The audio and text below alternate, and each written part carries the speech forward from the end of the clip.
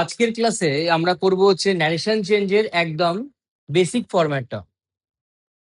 Basic format বলতে যে টেন্সের ন্যারেশন চেঞ্জ গুলো হয়, সেই টেন্সের ন্যারেশন চেঞ্জ গুলোকে আমরা দেখবো আর ন্যারেশন চেঞ্জ সম্পর্কে একটা বেসিক আইডিয়া আমরা নেব। তো আজকের ক্লাস ন্যারেশন চেঞ্জ। ফার্স্টে আমরা দেখে নিই ন্যারেশন চেঞ্জের স্ট্রাকচারটা কি করে হয়, কোন জিনিসগুলোকে আমাদেরকে ভালো করে বুঝতে হবে ন্যারেশন চেঞ্জে।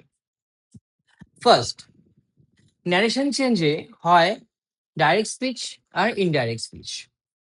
যেমন ধর এখানে লেখা আছে বাদল said to Gopal I will sing a song. এই যে টোটালটা আছে না, এই টোটালটাকে বলা হয়ে থাকে ডাইরেক্ট স্পিচ। এই টোটালটাকে বলা হয়ে থাকে ডাইরেক্ট স্পিচ। ওকে, আর এটাকে যখন আমরা ইন্টারচেঞ্জ করছি, আমরা একে ট্রান্সফার করবো কিসে? ইনডাইরেক্ট স্পিচে। এখন যেটা আমাদের দেখবার, এই ডাইরেক্ট স্পিচে দেখো এখানে লেখা আছে বাদল said to গোপাল, তারপরে দেওয়া আছে একটা কমা।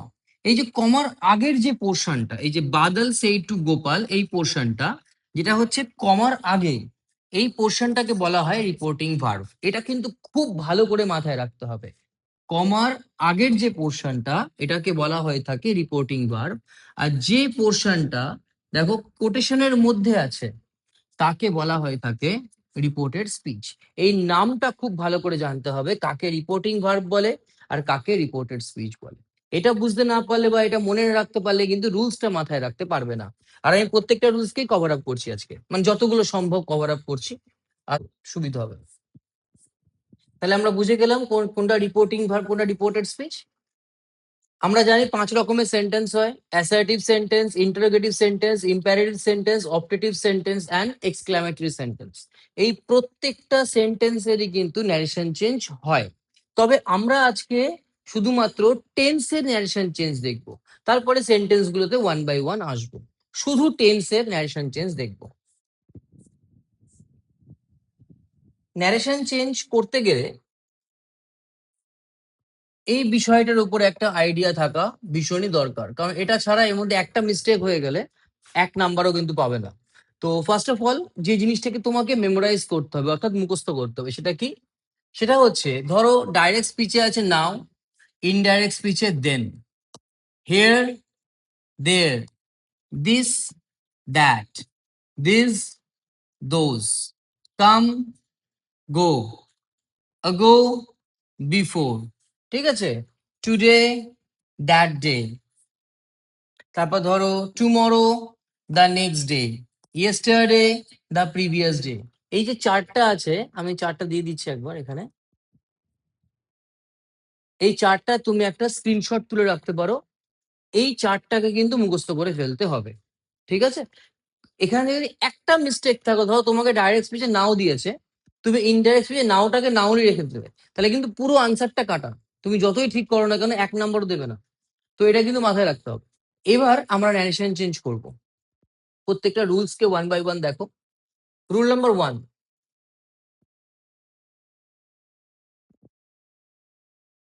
এটা কিন্তু খাতায় লিখে নেবে, আর ইজিলি কি করে বুঝতে হবে সেটাও দেখিয়ে দিচ্ছি। রুল নাম্বার 1, ধরো যে রিপোর্টিং ভার্ব, আমি একটা এক্সাম্পল দিচ্ছি।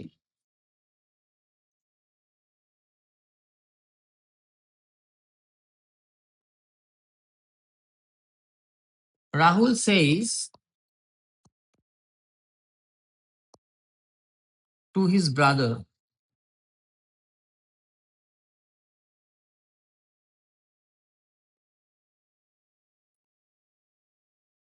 I will help you।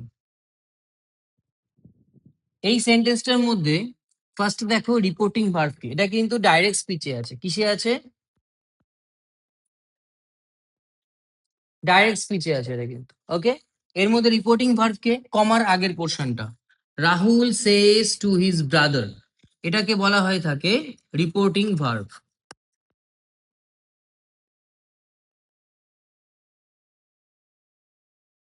ঠিক আছে? আর যেটা কোটেশনে আছে আই উইল হেল্প ইউ, এটাকে বলা হয়ে থাকে রিপোর্টেড স্পিচ। এবার তুমি দেখো যেটা রিপোর্টিং ভার্ব আছে, এখানে দেখো লেখা আছে রিপোর্টিং ভার্ব, এটা কোন টেন্সে আছে? প্রেজেন্ট টেন্সে আছে। তো তো আমরাও এখানে রিপোর্টিং ভার্ব যেটা আছে সেটা পেয়ে গেলাম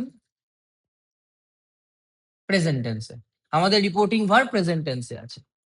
যদি রিপোর্টিং ভার্ব প্রেজেন্ট টেন্সে থাকে আর রিপোর্টেড স্পিচ অর্থাৎ যেটা কোটেশনের মধ্যে আছে সেটা যে টেন্সেই থাকুক না কেন, যখন আমরা চেঞ্জ করব তখন টেন্সের কোনো পরিবর্তন হয় না। এটা মাথায় রাখতে হবে।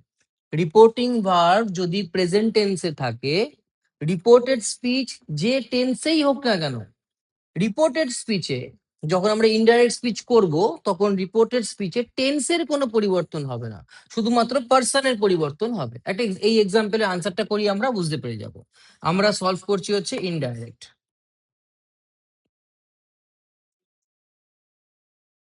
আমরা ইনডাইরেক্ট স্পিচ করছি। ওকে, তাহলে রাহুল সেইজ টু হিজ ব্রাদার, এর আনসারটা কি করব আমরা? রাহুল, দেখো এখানে কি আছে, সেইজ টু, মাথায় রাখবে সেইজ টু হয়ে যায় টেলস। এটার আমি একটা নিয়ম বলে দিচ্ছি। ধরো তোমাকে বলছে সে বা সেজ টু, এটা হয়ে যাবে টেল অথবা টেলস। ঠিক আছে, সে টু থাকলে টেল হয়ে গেল, সেজ টু থাকলে টেলস হয়ে গেল। এটা ডিপেন্ড করে এস বাই ইএস যখন যুক্ত হয় তখন অর্থ হচ্ছে থার্ড পার্সন সিঙ্গুলার নাম্বার থাকলে মেইন ভার্বের সঙ্গে এস বাই ইএস যুক্ত হয়। এটা টেন্সের পার্ট, টেন্সের ভিডিওতে আমি বলে দেবো। ওকে, তাহলে মাথায় রাখবে যদি থাকলো হচ্ছে সে বা সেজ, তার সঙ্গে টু থাকলো না, তাহলে শুধু দিল হচ্ছে সে, তখন তোমাকে সেই লিখতে হবে। ধর দিল সেইজ, তখন তুমি সেইজই লিখবে, তখন আর টেল বা টেলস করবে না। কিন্তু যদি তোমার সঙ্গে দিয়ে দেওয়া হচ্ছে সেইজ টু, তখন করতে হবে টেলস, বা সে টু, তখন করতে হবে টেল অথবা টেলস। ওকে, তো এখানে আমরা যেটা পাচ্ছি সেটা আমরা পেয়েছি হচ্ছে সেইজ টু, তাহলে আমরা কি করে দিলাম ওটাকে, টেলস করে দিলাম। তারপরে দেখো একদম ওয়ার্ড বাই ওয়ার্ড যাবে, হিজ ব্রাদার, তাহলে আমরা কি পেয়ে গেলাম, রাহুল বসিয়ে দিলাম, সেই স্টুডেন্ট কি হয়ে গেল, টেলস হয়ে গেল। দেখো এখানে লেখা আছে হিজ, হিজ বসিয়ে দিলাম, ব্রাদার লেখা আছে, ব্রাদার বসিয়ে দিলাম, অল ডান। এইবার এখানে কমা আছে, এই কমাটা উঠে কি হয়ে যাবে, দ্যাট হয়ে যাবে। কমাটা উঠে কি হয়ে যাবে, দ্যাট হয়ে যাবে। এইবার দেখো আই উইল হেল্প ইউ, এই আই বলতে কাকে বোঝানো হয়েছে? দেখো এই যে সেন্টেন্সটা কোটেশনে আছে না, এই কোটেশনের সেন্টেন্সটা রাহুলের মুখ থেকে বেরিয়েছে, অর্থাৎ রাহুল হচ্ছে স্পিকার, ও কিন্তু এই কথাটা বলেছে। তো রাহুল কি বলেছে, রাহুল তার ভাইকে বলেছে, কি বলেছে, আই উইল হেল্প ইউ, আমি তোমাকে সাহায্য করব। অর্থাৎ এখানে আই বলতে রাহুলকে বোঝানো হয়েছে, তো রাহুল হয়ে গেল ছেলে, তাহলে কি হয়ে যাবে এখানে, হি। আমি কি বলেছিলাম, রিপোর্টিং ভার্ব যেহেতু প্রেজেন্ট টেন্সে রয়েছে, তাই রিপোর্টেড স্পিচে কোন রকম টেন্সের চেঞ্জ হবে না, শুধুমাত্র পার্সন চেঞ্জ হবে। তাহলে কি হয়ে যাবে, আইটা হি হয়ে গেছে, হি উইল হেল্প। এবার ইউ বলতে কাকে বোঝানো হয়েছে, ইউ বলতে তার ভাইকে বোঝানো হয়েছে, হি উইল হেল্প, আমি লিখে দেবো হিজ ব্রাদার, বা তুমি হিমও লিখতে পারো, বাট হি আর হিম একটু কনফিউজিং হয়ে যেতে পারে, তুমি হিজ ব্রাদার লিখে দাও। বা তুমি যদি হিম লেখো, ব্র্যাকেটে লিখে দাও হচ্ছে হিজ ব্রাদার বা রাহুলস ব্রাদার, তাহলে টিচারের বুঝতে সুবিধা হবে যে তুমি ভুল করোনি। কারেক্ট, এটা বুঝতে পারা গেছে। আমি আরো একটা এক্সাম্পল দিয়ে বুঝিয়ে দিচ্ছি।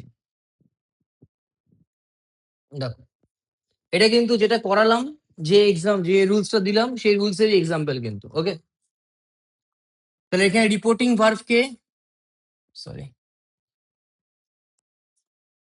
রিপোর্টিং ভার্ব হচ্ছে ইউসে, এটা হয়ে গেল রিপোর্টিং ভার্ব। তাহলে রিপোর্টেড স্পিচ কে হয়ে গেল মিস্টার মু টিচেস আস পলিটিক্যাল সায়েন্স, এটা হয়ে গেল রিপোর্টেড স্পিচ। এখন আমরা দেখবো রিপোর্টিং ভার্ব কোন টেন্সে আছে। আমরা দেখছি যে রিপোর্টিং ভার্বটা আছে আমাদের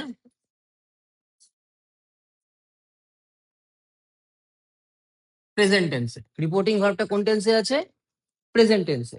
আমি একটু আগেই বলেছিলাম যদি রিপোর্টিং ভার্ব প্রেজেন্ট টেন্সে থাকে তাহলে রিপোর্টেড স্পিচে টেন্সের কোনো পরিবর্তন হবে না, শুধু পার্সনের পরিবর্তন হবে। ঠিক আছে, তাহলে আনসারটা করি। ইউ সে, আমি বসিয়ে দিলাম ইউ সে। এই জায়গাটা আমি আরেকবার আলোচনা করে দিচ্ছি। যদি সে বা সেজ থাকে, আনসারে সে অথবা সেইজই হবে। যদি সে বা সেইজ টু থাকে তাহলে টেল অথবা টেলস হবে। আর কমা উঠে গিয়ে এখানে কিন্তু দ্যাট হবে। এটা কিন্তু মাথায় রাখতে হবে, পাশে ফুটনোট বা বক্স করে লিখে নাও। তাহলে ইউ সে বসিয়ে দিলাম। এবার আসছি কমাতে, কমা উঠে গিয়ে দ্যাট হবে বলেছিলাম, তো দ্যাট বসিয়ে দিলাম। এবার দেখো এই যে সেন্টেন্সটা কোটেশনে আছে, এই কোটেশনের সেন্টেন্সটা কে বলেছে? স্পিকার কে? এখানে স্পিকার হচ্ছে ইউ। ইউ হচ্ছে স্পিকার। ইউ কি বলছে? Mister Moore teaches us political science. Mister Moore আমাদেরকে পলিটিক্যাল সায়েন্স পড়ান। তাহলে কি লিখবো? Mister Moore. টেন্সের কোনো চেঞ্জ হবে না, কারণ রিপোর্টিং ভার্ব প্রেজেন্ট টেন্সে আছে। রিপোর্টিং ভার্ব প্রেজেন্ট টেন্সে থাকলে রিপোর্টেড স্পিচে টেন্সের কোনো চেঞ্জেস হবে না। তো আমি লিখলাম মিস্টার মুর টিচেস। এখানে আস বলতে কাকে বোঝানো হয়েছে? ইউ কে বোঝানো হয়েছে, তাই তো? তাহলে এটা হয়ে যাবে দেম হয়ে যাবে, কারণ এখানে যদি আই থাকতো তাহলে আস হতো, কোনো অসুবিধা ছিল না, কারণ এর মধ্যে আমি ছিলাম। তো ইউ তো অন্য একজন ব্যক্তি না, তো সেই কারণে দেম হয়েছে। যদি আমি থাকতাম তাহলে উই বা আজ হয়, কিন্তু যেহেতু আমি নেই, অন্য কেউ আছে, তাই দেম হবে। এটা মাথায় রাখবে। আমি থাকলে উই বা আজ, আমি না থাকলে দেম, অন্য কেউ থাকলে them. Them political science. Done. তারপরের আনসারটা দেখি। She says I do not know. আবার দেখবো রিপোর্টিং ভার্ব কোন টেন্সে আছে? প্রেজেন্ট টেন্সে আছে। তাই রিপোর্টেড স্পিচে টেন্সের কোনো পরিবর্তন হবে না। আমরা কি লিখবো? শি সেজ, কমা উঠে গেল, কমা উঠে গিয়ে কি হবে? দ্যাট। এবার কি বলছে এখানে? Speaker K? শি হচ্ছে স্পিকার, এ হচ্ছে বক্তা। তো শি কি বলছে? আমি জানি না। তো কে জানে না? শি জানে না। তো আই হয়ে গেল শি, অর্থাৎ আই বলতে শি কেই বোঝানো, তাই শি হয়ে যাচ্ছে শি। এটা হবে ডাজ নট নো। এটা কি হয়ে গেল? Does not know. কারণ এখানে ছিল আই হচ্ছিল ফার্স্ট পার্সন, তাই মেইন ভার্বের সঙ্গে এস বাই এস যুক্ত হয়নি। কিন্তু এখানে যখন আই সি হয়ে গেল তখন এটা হয়ে গেল থার্ড পার্সন সিঙ্গুলার নাম্বার, তাই মেইন ভার্বের সঙ্গে এস বাই এস যুক্ত হয়েছে। এটা টেন্সের পার্ট। আমি আশা করি তোমরা সবাই টেন্স জানো। যদি মনে হয় কেউ টেন্স জানো না, তাহলে কিন্তু ন্যারেশন চেঞ্জ এখন করবার সময় নয়। আগে টেন্স ভালো করে শেখো, তারপর ন্যারেশনে আসবে। যদি টেন্সে ডাউট থাকে, ন্যারেশন হাজার শিখলেও তুমি কারেক্ট করতে পারবে না, কারণ ন্যারেশন ভয়েস চেঞ্জ এগুলোর কোর হচ্ছে টেন্স। ওকে, তো আশা করি বুঝতে পারা গেছে। এটা হচ্ছে রুল নাম্বার 1। আরেকবার রিপিট করছি। রুল নাম্বার 1 হচ্ছে যদি রিপোর্টিং ভার্ব প্রেজেন্ট টেন্সে থাকে আর রিপোর্টেড স্পিচ যে টেন্সেই থাকুক না কেন আমাদের দেখার দরকার নেই। রিপোর্টিং ভার্ব প্রেজেন্ট টেন্সে থাকলে রিপোর্টেড স্পিচে টেন্সের কোনো পরিবর্তন হবে না, শুধুমাত্র পার্সন অর্থাৎ ব্যক্তির পরিবর্তন হবে। ক্লিয়ার? এতক্ষণ আমরা দেখলাম, এটা হচ্ছে রুল নাম্বার 2। এটা হচ্ছে সেকেন্ড রুল। আমরা এতক্ষণ দেখলাম রিপোর্টিং ভার্ব প্রেজেন্ট টেন্সে ছিল, এখন দেখছি রিপোর্টিং ভার্ব ফিউচার টেন্সে চলে গেছে। Same format applicable. যদি রিপোর্টিং ভার্ব ফিউচার টেন্সে থাকে আর রিপোর্টেড স্পিচ যে টেন্স হোক না কেন আমার দেখার দরকার নেই, ইনডাইরেক্ট স্পিচে টেন্সের কোনো পরিবর্তন হবে না। অর্থাৎ রিপোর্টিং ভার্ব প্রেজেন্ট টেন্সে থাকলে আমরা যেভাবে আনসার করেছি, রিপোর্টিং ভার্ব ফিউচার টেন্সে থাকলে সেম টু সেম আনসার হবে। জাস্ট রুলসটা একবার টুকে নাও, তারপরে আমরা এক্সাম্পলে আসছি। তাহলে আমরা কি দেখলাম, যদি রিপোর্টিং ভার্ব ফিউচার টেন্সে থাকে, রিপোর্টেড স্পিচে টেন্সের কোনো পরিবর্তন হয় না, শুধুমাত্র পার্সনের পরিবর্তন হয়। এটা হচ্ছে রুল নাম্বার 1 আর রুল নাম্বার 2 একেবারেই এক। রিপোর্টিং ভার্ব প্রেজেন্ট টেন্সে থাকুক, রিপোর্টেড স্পিচে টেন্সের পরিবর্তন হবে না। রিপোর্টিং ভার্ব ফিউচার টেন্স থাকলে রিপোর্টেড স্পিচে টেন্সের কোনো পরিবর্তন হবে না। এক্সাম্পল দেখি, এখানে রিপোর্টিং ভার্বকে he will say to her, এটা হচ্ছে reporting verb. I am reciting a poem, এটা হচ্ছে রিপোর্টেড স্পিচ। এখন যদি আমরা আনসার করি কি করে হবে, দেখো কি বলছে, হি উইল সে টু হার, তাহলে কি লিখবো, হি উইল। আমি আগেই বলেছিলাম তোমাদেরকে, সে টু থাকলে কি হবে, টেল হয়ে যাবে, he will tell her. Narration চেঞ্জে সবসময় না টোটাল সেন্টেন্সের উপরে ফোকাস করবে না, ফোকাস থাকতে হবে সিঙ্গেল ওয়ার্ডের উপরে। তো কি হলাম, এবার কি করলাম, হি উইল টেল হার হয়ে গেল। এবার পাচ্ছি আমরা কমাকে, কমাকে রিপ্লেস করব কি দিয়ে, দ্যাট দিয়ে রিপ্লেস করলাম। এবার আমরা দেখবো এই সেন্টেন্সটার, এই যে কোটেশনে যে সেন্টেন্সটা আছে, এই সেন্টেন্সটার স্পিকারকে অর্থাৎ বক্তাকে, হি হচ্ছে স্পিকার, হি হচ্ছে স্পিকার। হি কি বলছে, I am reciting a poem, আমি কবিতাটা রিসাইট করছি। তাহলে আই বলতে কাকে বোঝানো হয়েছে, হি কে বোঝানো হয়েছে। তো সাবজেক্টে হি হয় তো হি বসে গেল, হি। হি এর পরে ইজ, দেখো I am reciting a poem present continuous টেন্সে আছে, আমি কিন্তু টেন্সের কোনো পরিবর্তন করব না। প্রেজেন্ট কন্টিনিউয়াস টেন্সে আছে মানে প্রেজেন্ট কন্টিনিউয়াস টেন্সেই থাকবে, শুধু সাবজেক্টের পরিবর্তন করলাম, মানে পার্সনের পরিবর্তন করলাম। যেমন হচ্ছে আই এখানে সাবজেক্ট, আই একজন ব্যক্তিকে বুঝিয়েছে, তাই আই কে আমি হি করলাম, done. Present continuous tense, he is reciting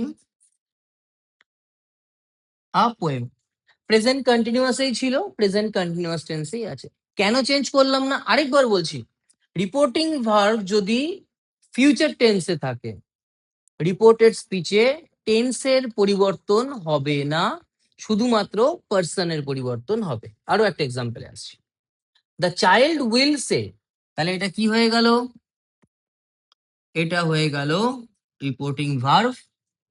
ma'am nose everything, এটা হয়ে গেল রিপোর্টেড স্পিচ।